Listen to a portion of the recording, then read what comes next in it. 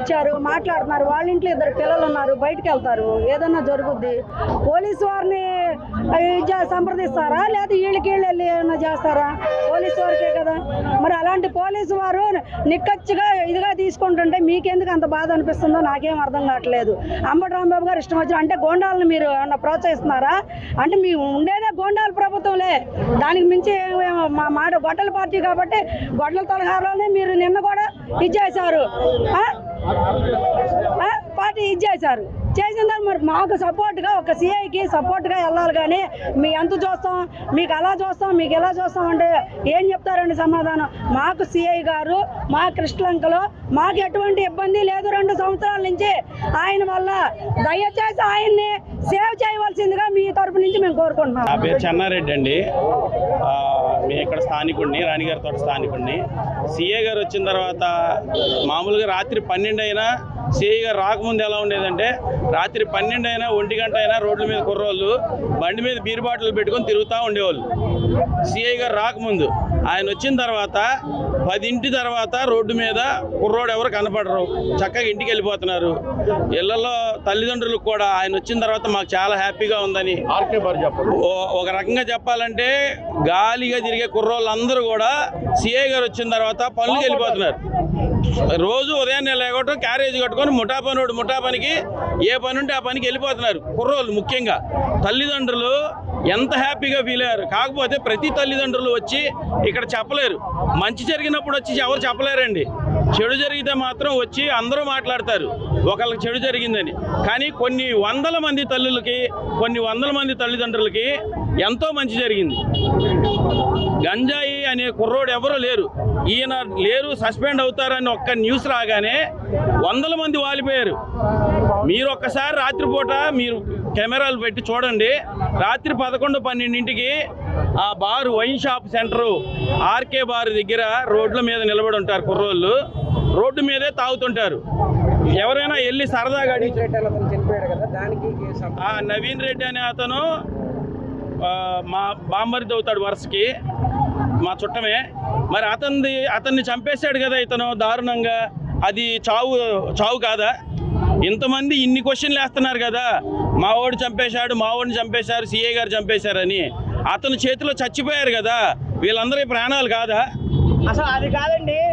ఆయన స్వాతంత్ర 23 ఏళ్ల కుర్రాడు అనే వ్యక్తి స్వాతంత్ర సమరయోధుడే ఏంటండి? ఆయన గురించి పాడాల్సినంత అవసరం ఏంటి? స్వాతంత్ర సమరయోధుడే ఏంటండి? 23 ఏళ్ల కుర్రాడు పసిపిల్లోడు అంటున్నాడు. 23 ఏళ్ల పసిపిల్లోడు 2 గంజాయి కేసుల్లో నిందితుడు అవుతాడా? ఓ ఫోక్సో కేసులో నిందితుడు అవుతాడా? మీరు కూడా గమనించాలి. ఏ వ్యక్తికి ఎలా సపోర్ట్ చేయాలని వ్యక్తి ఇదిగా మాట్లాడాలి. అంతేగాని సిఐ గారి గురించి అలా అనుచిత వ్యాఖ్యలు మేము ఖండిస్తాము. ఆ సిఐ గారు మాకు కృష్ణలంక రావడం వలన గత 2 సంవత్సరాల నుంచి 3 సంవత్సరాల నుంచి కృష్ణలంక కరకట్టు కాడి నుంచి మొదలు పెట్టుకుంటే గురుపునగర్ వరకు గంజాయి బ్యాచ్నే కానీ బ్లడ్ బ్యాచ్నే కానీ వాళ్ళ గుండెల్లో నిద్రపోయాడు. అలాంటి వ్యక్తి ఏ గవర్నమెంట్ ఎంప్లాయ్ అండి? ఏ పోలీసుడు అండి? 24 గంటలు ఇంటూ 7 పనిచేసే వ్యక్తి అది సిఐ గారు, నాగరాజు గారు ఒక్కరేనండి. పొద్దునంతా యూనిఫామ్ వేసుకొని గవర్నమెంట్కి సేవ చేస్తే నైట్ బాబు యూనిఫామ్ ఇప్పి ప్రజల కోసం సేవ చేసే వ్యక్తి నాగరాజు గారు అండి. అలాంటి నాగరాజు గారి మీద మీరు అనుచిత వ్యాఖ్యలు చేయడం సమన్ విషయం అయినా కాదు, అది మేము ఖండిస్తాము.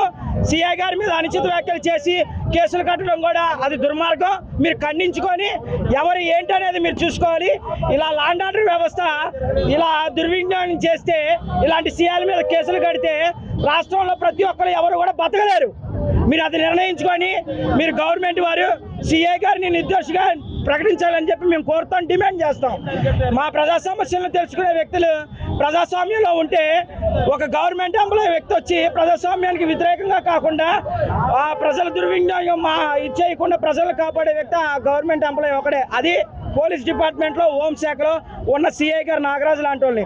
ఇదే రాణిగారి తోటలో నా చిన్నప్పుడు నేను పల్లపరాజు గారిని చూశాను. ఆ పల్లపరాజు గారిని ధీటుగా తర్వాత మళ్ళీ చూడాల్సిన వ్యక్తి ఎవరైనా ఉన్నారంటే సిఐ నాగరాజు. అలాంటి సిఐ నాగరాజు గారి మీద మీరు అనుచిత వ్యాఖ్యలు మీరు ఎప్పుడూ చూడకూడదు. అందుకనే మీరు ఖచ్చితంగా తగిన న్యాయం చేకూర్చాలని మేము ప్రభుత్వానికి డిమాండ్ చేస్తున్నాం. ప్రజల తరఫున నా పేరు సాయి అండి. పరిధిలో మొత్తం ఏదైనా కానీ సార్ వచ్చిన తర్వాత నేర చరిత్ర కానీ ఏదైనా కానీ సారు బాగా చేశారండి. స్వతహాగా మామూలుగా గంజాయి కానీ, రౌడీలు కానీ, బేడి బ్యాచ్ కానీ ఇప్పుడు బస్ స్టాండ్ ఉంది, బస్ స్టాండ్ కూడా సీసీ కెమెరాలు పర్యవేక్షణలో జరుగుతుంది.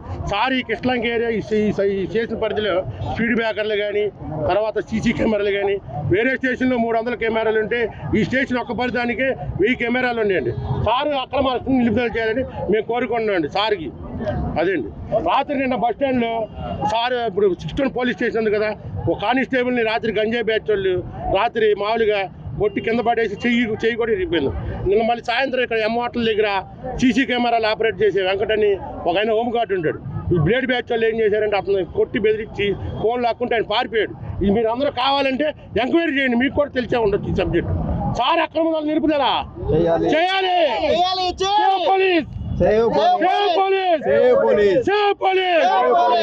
లాంటి కాపాడే పోలీసుకే రక్షణ లేకపోతే ప్రభుత్వం ఒక్క విషయం మాత్రం గుర్తించాలి. ఇటువంటి కార్యక్రమాలు చేసినప్పుడు ఎవరైనా సరే ఒక క్రిమినల్ని సపోర్ట్ చేస్తూ ఒక ప్రభుత్వం ఎప్పుడైతే సపోర్ట్ చేసిందో వ్యవస్థ ఎటుదారిపోతుందో చూడాలి. ఈ వ్యవస్థని రూపుమాపడానికి నీట్గా చేయడానికి ఒక సీఏ నాగరాజు గారికి సాధ్యమైంది కాబట్టి దానికి ఒక ఉదాహరణ. ఆయన 22 సంవత్సరాల్లో ఏ పోస్టులో అయితే ఎక్కడైతే ఏ స్టేషన్లో చేశాడో ఏ స్టేట్లోని కూడా క్రిమినల్ రేటు ముందు ఎలాగుంది, ఆయన పనిచేసిన 5 సంవత్సరాలు 3 సంవత్సరాలు ఎలాగుందో కూడా చూసుకోవచ్చు. తర్వాత ఏంటంటే నాగరాజు గారు ఇప్పుడు ప్రభుత్వం ఒక ఎంక్వైరీలో ఉండగా వైఎస్ఆర్సీపీకి సంబంధించిన కొంతమంది వ్యక్తులు ఈ ఆరోపణ చేయడం చాలా దారుణమైన విషయం. అమ్మటి రాంబాబు గారు, మీరు ఈ విషయం బయట పత్రికాముఖంగా వచ్చినప్పుడు ఇతని మీద 22 కేసులు ఉన్నాయి. ఇతను రేప్ కేసులో ఉన్నాడు, మర్డర్ కేసులో ఉన్నాడు, మొత్తం అన్నిటిలో ఉన్నాడు. కాబట్టి మీ 2 అమ్మాయిలు ఉన్నారు, అమ్మాయికి చూపించి దీని మీద ఇతని ఆధ్వర్యంలో నేను ప్రెస్ మీట్ పెడుతున్నాను, ఇది తప్ప ఒప్ప అని చెప్పి మీ ఇంటిలో ఉన్న మీ కుమార్తెను అడిగి మీరు మీడియా ముఖంగా కూర్చుని ఉంటే చాలా బాగుండేది. మీరు ఏ విధమైన చిన్నారులకి యువతకి ఏ విధమైన మెసేజ్ ఇవ్వదలుచుకుంటున్నారు? ఖచ్చితంగా ఆ వ్యక్తిని సపోర్ట్ చేసి యువతకి ఏ విధంగా సపోర్ట్ చేస్తున్నారు అని నిర్ధారించుకోవాలి.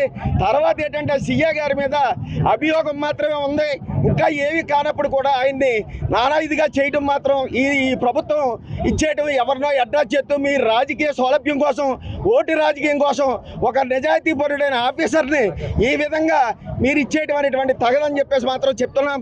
తర్వాత ఏంటంటే